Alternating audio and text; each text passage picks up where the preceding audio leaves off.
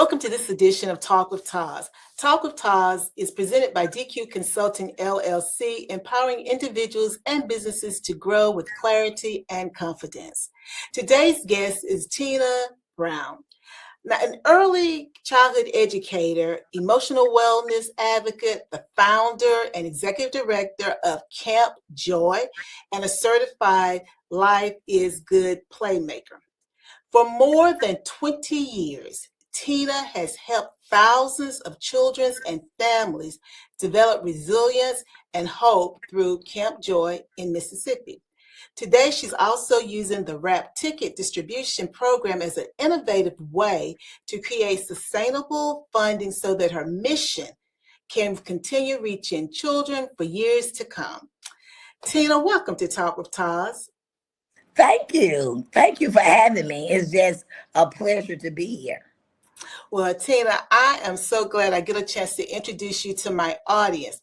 Now, many people know you in the Mississippi area as the founder of Kamp Joy, but they may not know the journey that brought you there. Tell us who Tina Brown is and how your personal experiences inspired you to dedicate your life to helping children heal.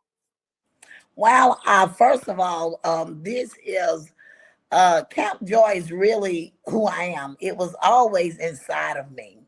And Kamp Joy was inside of me because as a child, as I looked in my community and I saw the emotional state, I didn't know what it was. I didn't have the language. But I remember asking my grandmother, my father committed suicide, and I asked my grandmother, it wasn't enough love to keep him here. But as I grew and developed, and then I found out that no, it wasn't, it wasn't enough love in himself. Mm-hmm. And as I got into early childhood, and I found out, wow, I found my place. I found who I am. And when Hurricane Katrina hit, and one of the instructors from the University of Southern Miss, she chose my classroom, how you help children after a devastating hurricane. And then I went to this awesome, amazing workshop with the Project Joy, which is now Life is Good, under Steve Gross. And as he was speaking, it was like the words that he was speaking was rolling out of his mouth.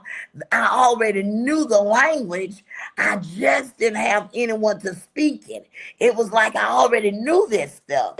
And it resonated with me like, yes, this is what I've been trying to say, but I had no one to say it for me about, how play is important and how when you connect and how your emotions play such a big part of who we are. So that is how my journey began. It really began I said 13, as I was set on the playground, observe people, observe behavior, observe emotions, and no one really was able to answer my questions. I immediately think you were such a precocious little girl, because even with that comment to your grandmother, it wasn't enough love to keep him here. And imagine a child saying that as they're trying to come to terms and understand why their father is no longer here. And if at that age we can understand that he took his life or he chose not to be here. And as you said, being observant, trying to understand. And I love, as you said, you didn't have the language at that point, but you knew that it's almost like something was pulling you towards that. And then to be able to attend the Life is Good event and then hear someone putting language to what you already knew was so important as it relates to children. So now you founded Kamp Joy nearly 2 decades ago, because I think it was right like 2006, after seeing the emotional impact that Hurricane Katrina had on children. Well, first of all, congratulations, because 20 years of anything is something to be celebrated. and working with children. And I've done my research. I know the kids who come back and how you change their lives. Working with children consistently for 20 years in a rural environment, because I grew up in a rural area here in North Carolina, it brings its own challenges. And so congratulations on being able to continually impact that community for 20 years. And we're praying for another 20 more years. Yes, Lord. Now, tell the audience, what is Camp Joy and what makes it so much more than a summer camp? Because it's more than just a summer camp. So they Of understand. course, of course. Camp Joy is a social and emotional school. It's a Christian school, and it's all year round. You can go, it starts at pre-K and it goes all the way up to 12th grade. You can get your diploma here. And during the summer, we offer those skills, the emotional management skills. Also, I have some training under Dr. Becky Bailey, which is conscious discipline. And the conscious discipline model is also a model that we use to help to identify what emotional state you're operating in and what to do with the anger. Because as I grew up, the teacher would always say, we don't get angry in here. And I'm observing as a child, well, you just got angry and slammed the door. You just got frustrated and slammed your book on the table. So why aren't you identifying that and explaining to us as students, what do we do with these emotions instead of pushing them down and then they become in trauma? So Camp Joy is a place where you learn to be a safety inside of you. You learn to identify your emotional state. You learn to identify your triggers. You learn to use your big voice that I do not like it or I feel angry. Not that I am angry, because you become the anger. We don't want to become the anger. We want to understand that emotions come and go. That's how they were designed. Anger, you hear, but not anger, you must leave. And I know you'll come back again. I understand that. That's how you were designed. And that's what Camp Joy is the foundation of it. And it's this one of a kind because that's our main foundation. And I know academics is important, but someone that's with a 4.0 or wipe this whole school out if they're not able to manage their emotional state and identify, hey, that I am feeling really frustrated today, even though I have a 4.0. So that's what Camp Joy is. It's to help the students to feel good about themselves. Because here at Camp Joy, when a student say, Miss Brown, do you like my shoes? And guess what we're going to say? We're not at all going to create artificial, and I'm going to say it again, self-esteem or unhealthy self-esteem. This is what we're going to say. Do you like your shoes? And then we're going to say, that is a very nice color. A matter of fact, I do like your shoes. After the student have established if they like the shoes or not. Because then we get adults, and especially females, always saying, do you like my hair? And they'll take it down because I say I don't. And so my best friend would say, Miss Brown, I don't like your hair. And I say, I get that. But I only have to look at it once a day. When I looked at it this morning, and it's fine with me that you don't like it. Those are your words and those are your thoughts. And I don't like it either, but I don't have to look at it anymore until in the morning. I'm wearing it like this for a reason. So we are teaching healthy self-esteem. We are helping them to embody who they are.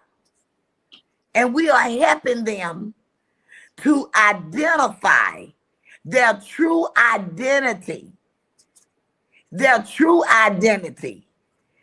healthy identity. So we want them to work to their highest optimal level, but we also want them to be able to manage and recognize their triggers and embrace those triggers. And your button may be this big. That's why we have so much road rage. That's why we have so much unkindness. And to minimize your button to almost the size, yes, of this tip of this pen. Mm-hmm. Mm-hmm. But right now, our buttons that we carry are about this big. Yeah. And anything and anybody can push our buttons. And that's what we're working with as children grow and develop from ages birth on up. Those are your words and those are your thoughts. And we're not at all going to inflate you. We're going to empower you by not attacking you, by not taking your power, but letting you know those are your words. And if you think my hair ugly, I get that, but I do not. And I welcome you in this space. Mm-hmm. You know, I love that, Miss Brown, because, you know, folks often think that children's greatest needs are food, clothing, and school supplies. But you just illustrated for us that that's really not it. You know, that you're helping children to manage their emotions and build resilience is just as important as meeting their physical needs, if not more so. Exactly. Because now they're saying, Miss Brownie, he don't want to be my friend. And this is, now their language is changing. And you'll hear another student at camp saying, well, if he don't want to be your friend, that is his choice. Now you have the option to find someone else that wants to be your friend. And you have the opportunity to be the best friend that you could be. And, you know, Miss Brown, you know, I didn't tell you I'm an old school counselor, but just that shift and understanding that at a young age, that can change a person's whole trajectory. Because things that you allow to bother you, once you understand that, they no longer can bother you because that's that person's perspective. Now that I know it, I can either choose to take it on as my perspective or to respect their perspective and keep it moving. And we want to just keep it moving. Find somebody else or take a break from getting new friends. Just enjoy your own company. You don't have to subscribe to what this person thinks about you. Exactly. And see how amazing this would be. Everybody doesn't like, you know, thick, dark-skinned, natural haired, African American women, and I get that. And I'm okay with that. And I'm not offended with that. Because why? We are a box of crayons. We all color, but we color different. We're all used, but at different times. And I love that crayon metaphor when I think about it right now. And we don't all have to stay within the lines. No, we do not. And when the little boy said, I want to color my cow purple. And he said, and this is what he states, I know in reality that there are only brown, white, and black cows. He said, but in my mind, I see a purple cow. And he said, that's my imagination. And I decided that I'm going to color my cow purple. And I said, continue on. And the thing about that, it sounds like it's so simple. But what we've just done is giving him permission to think differently. Right. And we have said that it's okay. So just imagine how that could change the life. You just happen to be a male this time, but how that could change that young man's life, because we know that sometimes our young males who are being referred for exceptional children or special ed, depending upon your vernacular, your area, that those kids may not necessarily have any issues, but they think differently. And we try to put them in a particular box. That's not their Right. box. And when we Right. stop doing that, we allow kids to be their authentic self. They could be much more productive academically, socially. Everything could fall in place, but we as the adults have to think differently, because they Right. automatically see things differently. And I love the fact he said, I understand that white, in reality, cows are white, brown, and black. But in my mind, my cow is purple. Well, go right on with your purple cow, because he let me know for the adult, I know what color cows are, but that's not the And color I want my cow to be. exactly. And that opens the door for innovative ideas. Yes. Somebody had to create the cell phone. Come on. Somebody had to come up with a innovative, creative idea. Somebody had to go outside the line. Someone had to go outside the box. Somebody had to create the broom with a handle. Come on now. We need innovative, creative ideas, and they are developed through the purple cow. Yes. Well, let me just level set for just a moment. This segment is brought to you by Irene Vaxberg. Struggling with chronic pain and losing hope, Irene Vaxberg shares her journey from years of pain to finding relief, and now inspires thousands daily. Follow Irene Vaxberg on Instagram. Find her at GotHealth_VAKSBERG Vaxberg. Miss Tina, I'm enjoying our time together.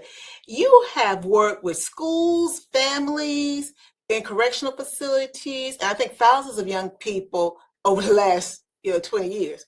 What happens when communities don't invest in programs like Camp Joy, and why is it so important that this work continues for future generations?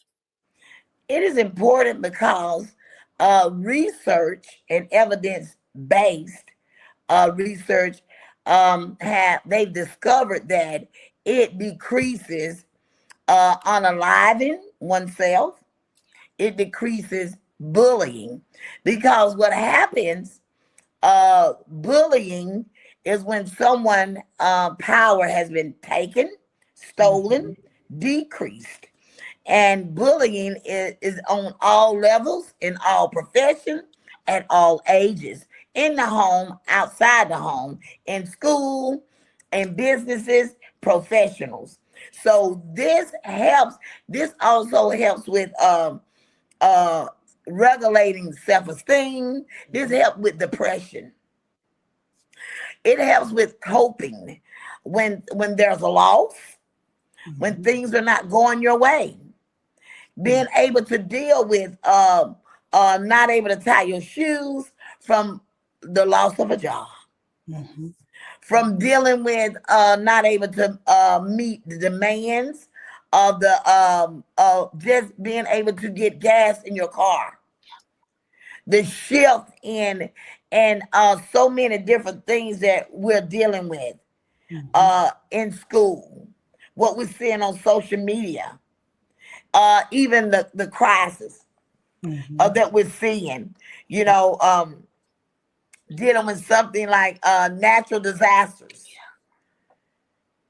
So this helps tremendously with the emotional state, breakdowns, the nervous system, trauma. What's traumatizing to one may not be traumatizing to the other. This helps with parents allowing children to grow to be their authentic selves. Because who is their authentic self? Most of the time, parents project who they want the child to be. So, who really? Who are you really? Mm-hmm. What do you like really? You eat. Because my culture, even though we're African American, is different from your culture. Though we both live in the same neighborhood, Mm-hmm. and my home is right next to your home. Yes. But our culture is different. Different. So my parents have projected their culture onto me. Mm-hmm. This is how we do it in this house. This is how we do it in this family. This is what we eat. So as we grow and develop and we become adults, we then develop our own culture, our own authentic selves. But do we? Or do we pass it on to generation or generations? So who are you really? What do you like? Or what do you dislike? And then we become a rebellious nation Mm-hmm. because you projected this on me. And I never liked the spaghetti anyway. You just made us eat it on Sundays. That's just an example. But now I eat whatever I want and it's unhealthy because you made me vegan. But now I eat every animal in the book. You were vegan. You didn't like meat, but I did. Mm-hmm. But I had to eat it because that was your culture. These are just examples. And those are So excellent so we examples. live we live in this world where we look at one another like, who are we? Not saying that that's all bad. Mm-hmm. Not saying that it's all good either. Two sides of the same coin. Raise two children in the same household at the same time. One person may be vegan. I may be carnivore. It don't mean that one person is right or wrong. One is better than the other, but we are Exactly. different. And when you bring us through the different ways that the work impacts us, it's like this work is so important. One of the things that I admire is that you don't wait for traditional funding. You found another way to sustain Camp Joy, because with everything that you just shared with us, Camp Joy has to be sustained. So tell us about becoming a wrap ticket distributor and why you saw it as more than just selling tickets, but as a way to create a lasting impact for the children and families that you're serving. Oh my goodness, when I was given the opportunity to participate with RAP, to be a ticket participant, to offer an opportunity to purchase a ticket for a brand new car at such a minimum of a cost of only $20 to individuals who may not ever have an opportunity to purchase a brand new car, that just I was just elated with excitement and joy to offer this.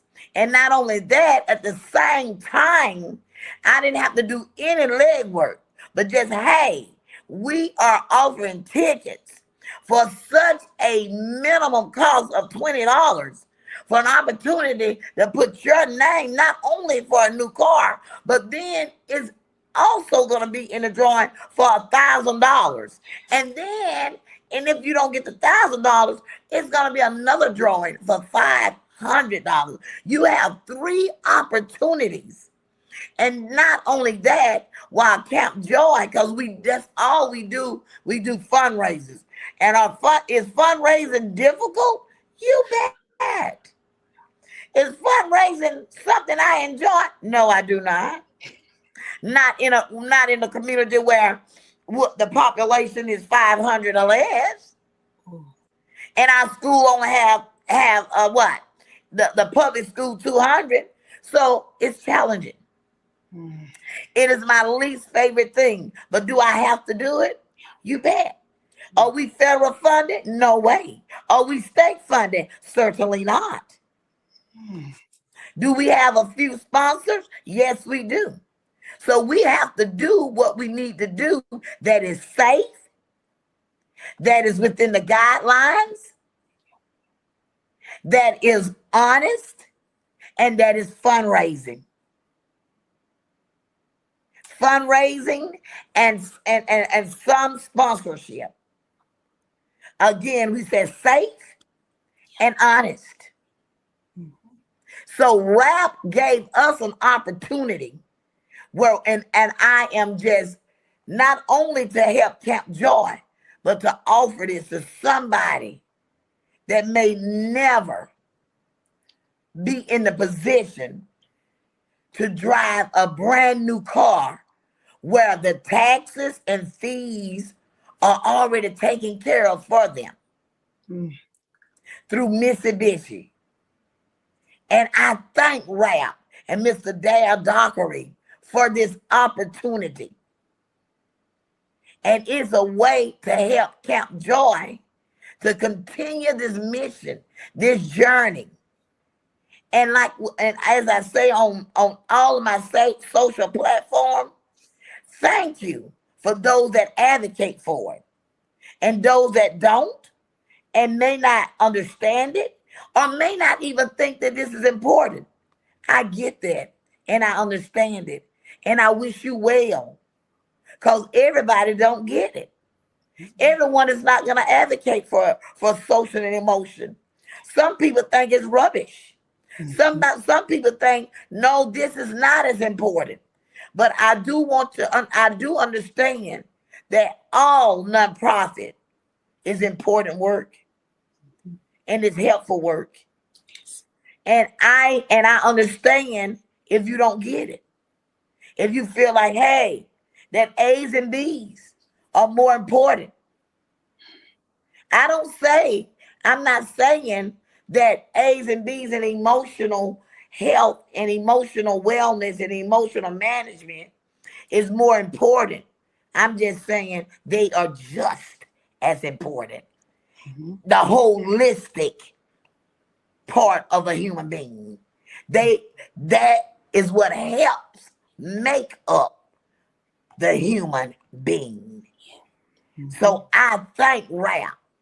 I thank every person, every organization that advocates for social and emotional wellness and resilience, being able to bounce back after a horrific hurricane, a breakup, a divorce, a fall, a fail, a job loss, a health fail. What are you talking about? Being able to bounce back, being resilient. When you fell out of college, what are you talking about? This is important. You lost your job after 10 years of dedication. And you didn't lose your mind. You didn't feel like unaliving yourself or people. You just, you took a minute. You took a minute and breathe. You didn't over-medicate with coffee, food, with spending, with over-drinking. What are you talking about? You are more than a champion because why? You did not over-medicate. You said, oops, I made a mistake. Oops, this thing has happened to me. I lost my job after giving them 20 years and I don't feel good about this. And I feel really angry and I'm just going to take a minute. I'm going to take a day. I'm going to take a week and I'm just going to spend it and just going to just breathe in the moment until I can figure this out. Without being violent, without over-medicating. I'm going to run, I'm going to jog, I'm going to clean up, or I'm just going to take me a little nap. Because this is too much right now. And when we decide to do that, when I see you doing that, you deserve a reward. Because you could have chose to do something else when that anger bubbled up. You could have chose so many different things, but you didn't. So that's why this is important. Because why? As my students always say this, life be life, and challenges gonna come. Yes. And when they do, and this is one of my main quotes, do life, but don't let life do you. Well, do life, but don't let life do you. Miss Tina, there may be people who watching right now who have a ministry, they got a nonprofit, they may have a school like you are at, or they may have a heart for serving their community. What would you say to someone who's looking for a way to generate resources for their mission? Why should they consider becoming a wrap ticket distributor? And what possibilities could it create for them and the people they serve in the community? It could create revenue because all you need to do is sell the tickets. If you sell 500 tickets, that's $10,000 right there. And that could be used to continue the mission, the work that you were called to do. That could continue helping the people in that community. And all you need to do is sign up for a ticket to become a ticket distributor. And then if you sell 200, it just keeps going down the scale. And then you are offering that opportunity for someone to win a brand new Mitsubishi Outlander 2026. And it's helping you to, $10,000 can go a long ways when helping a nonprofit to be sustainable and manage and helping, whether it's an after school program, purchasing lunches, helping feed the homeless, helping with people that are abusers, substance abusers on the streets, helping with domestic abuse. So many different nonprofit organizations. So, hey, sign up. Get with Mr. Dockery. It costs you nothing. You don't even have to do the flyers, do the tickets. That Mr. Dockery and them rap does everything. They email it to you, and all you do, one click of the button, you send it out, email or text, and all the recipients have to do is just click on it, fill it. You don't even have to keep up with it, and you don't even collect any money. How cool is that? Well, I tell you, it sounds like this is a very easy fundraiser to do. And as you say, you don't have to collect any money. The folks are going to get a Mitsubishi 2026 Outlander. So, it's like no brainer. And the sales taxes and everything are paid. And for someone, I like the way you keep saying it, because I thought about that. Some people never get to own a brand new car. It may be a new car to them, but it's not a brand new. 0 miles. Yeah, that means something. That, and I think about like the kids and the work that you've done. One little thing can change a whole family's perspective, a whole person's perspective, and we never know when we're the catalyst to do that. So you're doing such great work, and I know folks are going to want to stay in touch with you, Miss Tina. How can the audience keep up with what you're doing at Camp Joy? Well, they could go on our website, campjoy.org. Now listen, Camp Joy, we may be small, but we're mighty. And that is not boasting and bragging, because I know, and I humbly say this, because why? Camp Joy is constantly being renewed within inside of me. As I deal with daily issues and challenges, the mayhem and the mishaps, and that's Camp Joy with a K. It's not with a C. And it's KAMP because it's so unique. KAMPJOY.org, or We're on all the social platforms, TikTok, Facebook, Instagram, or you can just simply give me a call. Tina Brown at 601-596-5675. My number is not private. You could call me anytime, any day. You could text me, because why? That is my mission. That is why my divine driven purpose. We are better together. We are better together as human beings. We're not here to cast. There is no casting here. No casting against no nonprofit, no individual. There's no casting here. And if you don't understand what casting is, go look it up. Because we are better together. You add to me as I add to you. We make one another better. You have something to offer to me, and we offer to one another. So that's, again, you can email me at Tina Brown at kampjoy.org. Remember, that's a camp with a K, not a C. Well, Tina, it has been a pleasure having you on Talk with TAS. You'll have to come back and keep us abreast of what you're doing. Again, congratulations on 20 years, 2 decades of doing this work and making a difference in these kids and their family and the community's lives. As I said to you before we came out, God always, in essence, has a ram in the bush, and you have been the ram in the bush for so many individuals and for your community. And I wish you personally, and I wish Kamp Joy all the best that life can possibly bring to you, your students, and the families in your community. Wish you just the best. Thank you for having me. Thank you. And to my audience, you know the drill. Before you go trying to take care of someone else, please make sure you take care of yourself first. Bye now. Bye-bye. Thank you.